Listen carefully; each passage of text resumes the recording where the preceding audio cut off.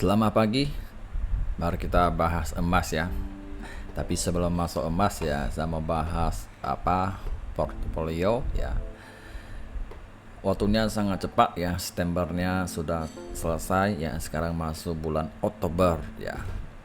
Jadi bisa dilihat ya dalam 5 bulan ini lumayan konsisten ya. Dan juga keuntungannya ya nggak pasti ya.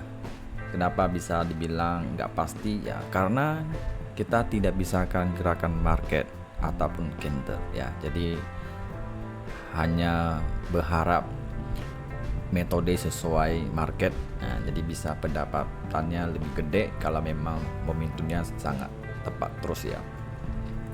Jadi tujuan saya kasih tahu ya, kalau trading lebih baik jangan fokus target profit. Jadi fokus pada risk management itu selalu difokuskan. Profit itu jangan terlalu tinggi ya, sedang-sedang aja ya. Kalau dia kasih ya cepat-cepat ambil ya. Seandainya kalian main intraday ya. Jadi bisa dilihat ya, metode itu gak ada 100%, gak ada tiap bulan akan cocok. Pasti akan masuk bulan berikutnya mungkin agak rendah atau gimana. Jadi ini bisa dilihat hasilnya ya. Jadi dari Mei sangat lumayan, habis itu masuk Juni makin turun, masuk Juli makin turun ya. Berarti metodenya gak gitu cocok ya. Habis itu masuk Agustus mulai meningkat lagi, habis itu masuk Septembernya mulai turun lagi ya. Jadi inilah namanya bisa dibilang konsisten ya. Yang penting ada profit udah lumayan ya. Yang penting jangan serakah, greedy ya.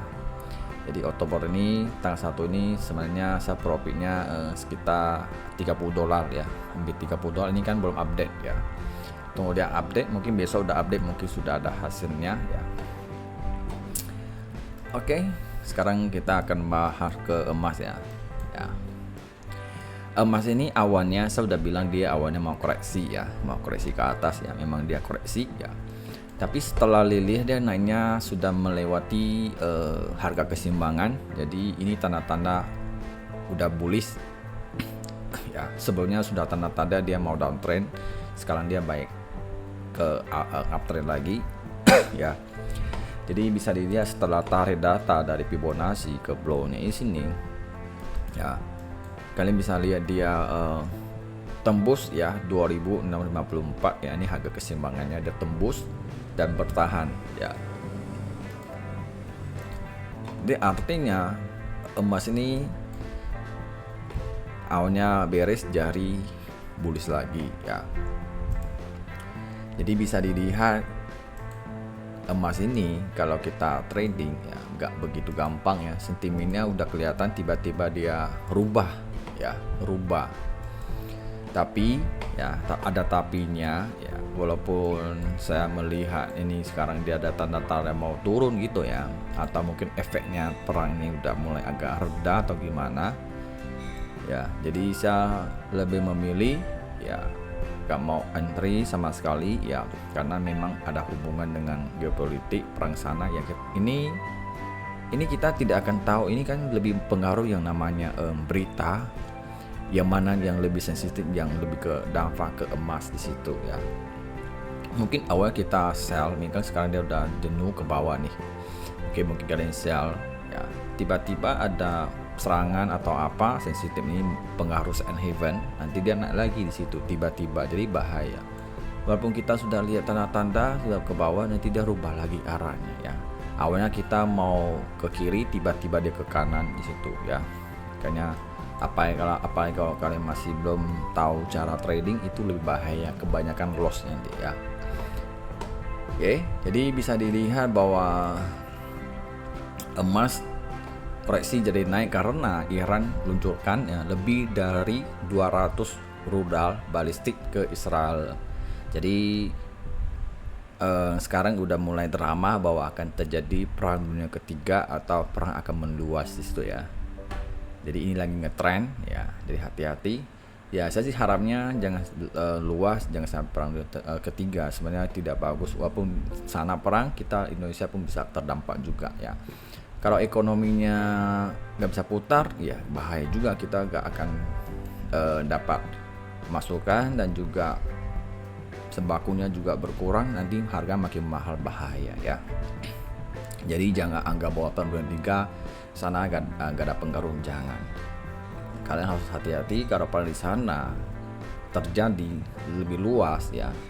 Nanti impor ekspor itu macet, terus minyak mulai naik, sembako pada naik, jadi hidup makin susah di situ, hati-hati. Ya. Jadi bisa dilihat ya, sekarang memang minggu ini kan banyak data penting ya. Jadi semua akan fokus pasar ya, beralih dari data pekerjaan AS dan kuat ya. Jadi sekarang ketidakkepastian geopolitik ya, jadi mendorong menghindari risiko meningkat permintaan aset haven untuk emas ya. Jadi ini agak rumit ya kalau kita mau kombinasi dengan fundamental ya. Ada yang kalau perang ini mendorong atas, ekonomi bagus itu mendorong ke bawah. Jadi saring dorong, entah siapa yang lebih kuat di situ ya. Kalau dia serang-serang gak terlalu meluas, gak terlalu ketakutan sih, gak akan terjadi saat haven di situ ya. Jadi bisa dilihat secara analisa teknikal, awalnya dia merah-merah, tiba-tiba dia hijau ya. Jadi ini diambil kembali ahlinya di situ. Jadi apakah akan ambil kembali lagi sellernya ya? Jadi agak kayaknya ini sih ada terjadi manipulasi gimana gitu. Ada gejala memang momentumnya harus naik itu atau gimana, hati-hati ya. Atau kalian kita tahu buy di mana ya, lebih baik kalian bisa join Sing Suna ya, sambil bangun fondasi dan psikologi ya. Beri sabar-sabar aja. Jadi untuk sementara waktu saya akan rubah dulu support dan resisten ya.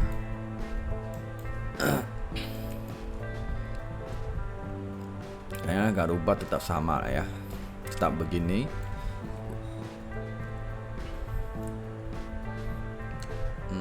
Kayaknya nggak ada rubah.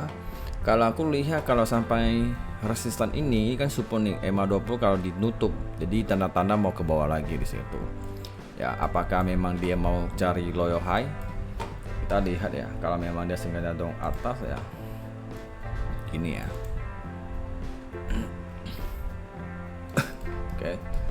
Apakah dia mau bentuk begini? Ya, atau memang dia mau naik di situ. Nah, kalau memang dia ke bawah berarti di tanda-tanda memang downtrend untuk bulan Oktober ya. Jadi kalau saya lihat ya, NMP ini akan membawa emas drop di situ. Ya, karena suku bunga diturunkan, jadi ekonomi dari kuat di situ.